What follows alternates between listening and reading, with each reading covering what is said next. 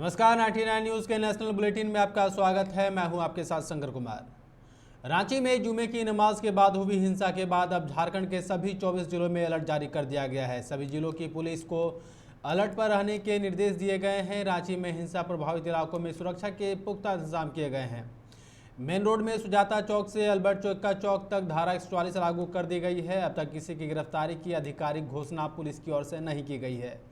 Police ने अराजक तत्वों की तलाश के लिए टीम गठित कर छापेमारी शुरू कर दी है। इंटरनेट सेवा को अभी बंद रखा गया है। पुलिस की पहली प्राथमिकता विधि व्यवस्था कायम रखने पर है। प्रभावित इलाकों में के साथ साथ कई संवेदनशील इलाकों में भी पुलिस के जवान तैनात किए गए हैं।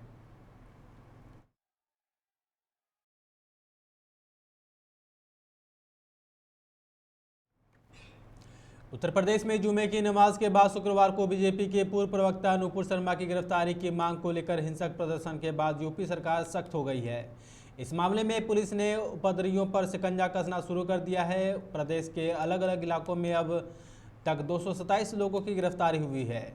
ADG law and order Prashant Kumar के अनुसार उपद्रवियों को चिन्हित कर गैंगस्टर एक्ट लगाने की तैयारी है।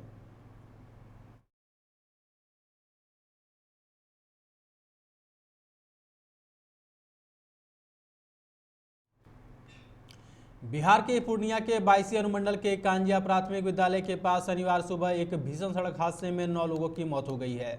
शुक्रवार को देर रात बेटी की शादी का तिलक कर लौट रहे लोगों से भरी स्कॉर्पियो पानी भरे गड्ढे में पलट गई, जिसमें 9 लोगों की मौके पर ही मौत हो गई। सभी मृतक शादी विवाह का रिश्ता करके खपड़ा ताराबाड़ी से अपने गाँव किशनगंज के नूनिया लौट रहे थे। इसी दौरान यह हादसा हुआ है।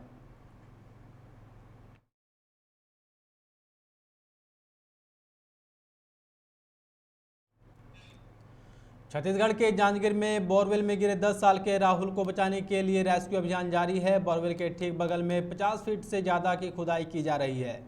पाइप के माध्यम से राहुल को ऑक्सीजन दी जा रही है। बोरवेल से राहुल की आवाज़ और उसकी हलचल पूरी तरह सुनाई दे रही है। शुक्रवार दोपहर 2 बजे के आसपास वह बोरवेल में गिरा था, जिसके बाद वह वहीं फंसा हुआ है। मुख्यमंत्री भूपेश बघेल ने बच्चे को सुरक्षित निकालने के निर्देश दिए हैं। प्रशासन की टीम मौके पर मौजूद है और प्रयास कर रही है।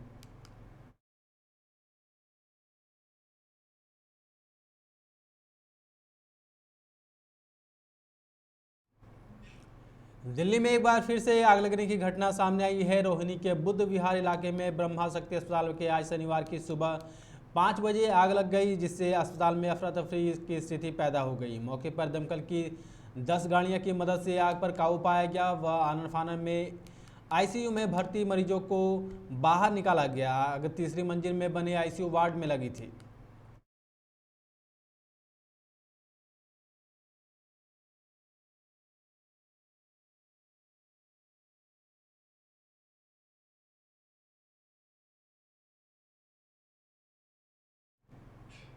जीवन बीमा निगम 17 मई को शेयर बाजार में 872 रुपये प्रति शेयर पर लिस्ट हुआ था। सरकार ने एक महत्वपूर्ण कदम उठाते हुए आईपीओ के बाद एलआईसी के शेयरों का निर्गत मूल्य 949 रुपये तय किया था, जिससे लगभग 3 गुना से अधिक सब्सक्रिप्शन मिला है। हालांकि लिस्टिंग के दिन से एलआईसी के शेयर इश्यू प्राइस के नीचे बने हुए हैं। एलआईसी से शेयर में उतार चढ़ाव का दौर जारी है। एलआईसी के शेयर ने अब तक 708.70 रुपये के निचले स्तर और 920 रुपये के उच्च स्तर को छुआ है।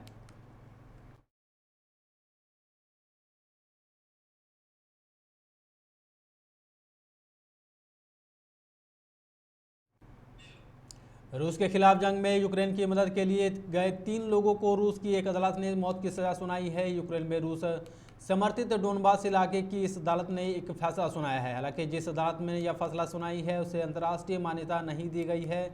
ब्रिटेन और यूक्रेन ने इसे अंतर्राष्ट्रीय कानूनों का उल्लंघन बताया है। यह अदालत डोनेस्टक में है, जिसे जंग की शुरुआत में रूसी राष्ट्रपति पुतिन ने आज़ाद घोषित किया था। ब्रिटेन के नागरिकों एडन आसलिन और शॉन पीनर के साथ मोरक्को में रहने वाले ब्राहिम सोदुन पर पेशेवर कातिल होने के आरोप लगाए गए हैं। इसके अलावा तीनों को सैन्य गतिविधि और आतंकवाद का भी दोषी ठहराया गया है।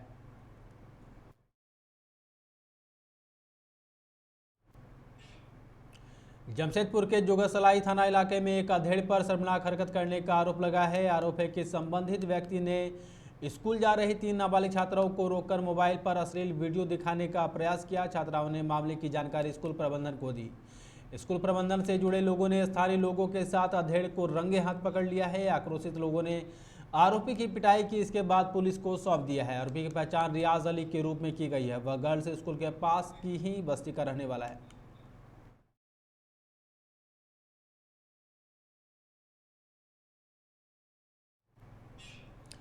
जून के शुरुआती हफ्ते में देश के कोरोना रफ्तार पकड़ ली है। अगर पिछले 7 दिनों का ट्रेंड देखें तो देश में कोरोना मरीज दोगुना बढ़ गए हैं। 4 जून को देश में 4,270 पॉजिटिव थे। शुक्रवार को 8,263 नए संक्रमित मिले हैं, जो इस साल के सबसे ज़्यादा मामले हैं। वहीं पिछले 24 घंटे में 4,200 मरीज ठीक हुए हैं, जबकि 10 संक्रमितों की मौत हुई है। इससे पहले गुरुवार को देश में 7,584 मरीज मिले और 24 की मौत हुई। कोरोना के नए केस के मामले में महाराष्ट्र दूसरे दिन भी टॉप पर रहा। वहीं केरल के भी रोजाना मामले डराने वाले हैं। यहां हर रोज 2,000 पॉजिटिव मिल रहे हैं।